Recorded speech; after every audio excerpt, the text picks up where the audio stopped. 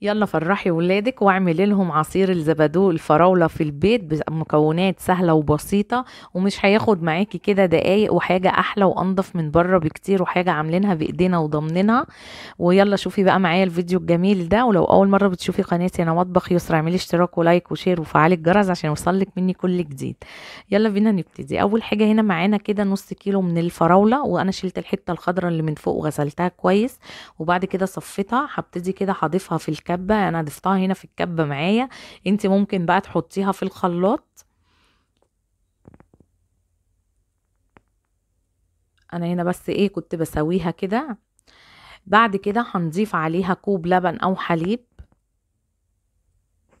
وهنضيف كمان معايا كوب ميه، بس مش هحط الميه كلها الا لما اشوف اضربها واعرف القوام بتاعها. وحطيت هنا 4 معالق سكر كبار، بس يعني الكاميرا قطعتها مني.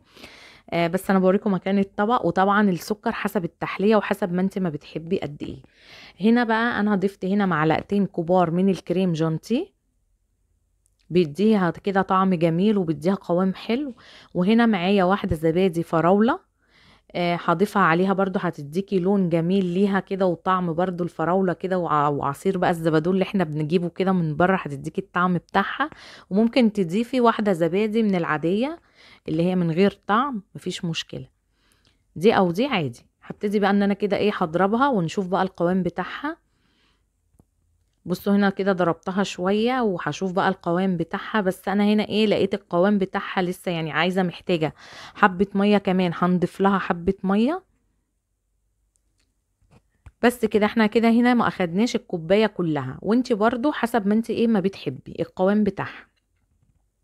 هبتدي برضو اشغل عليها كده تاني. بصوا بقى ده شكلها كده النهائي بعد بقى ما ضربناها. بصوا ما اخدتش وقت معاكي ولا اي حاجة، وفي دقايق وعملنا حاجة مضمونة وفي البيت. بصي انت هنا هتحسي ان هي ايه خفيفة كده معانا شوية القوام بتاعها. بس لما بيقعد عصير الزبادو ده اللي احنا عاملينه في البيت ده، لما تقعد معاكي شوية بتحسي ان هي بتتقل معاكي. فكده القوام بقى بتاعها ده كده حلو قوي. كده ده القوام بتاعها المظبوط.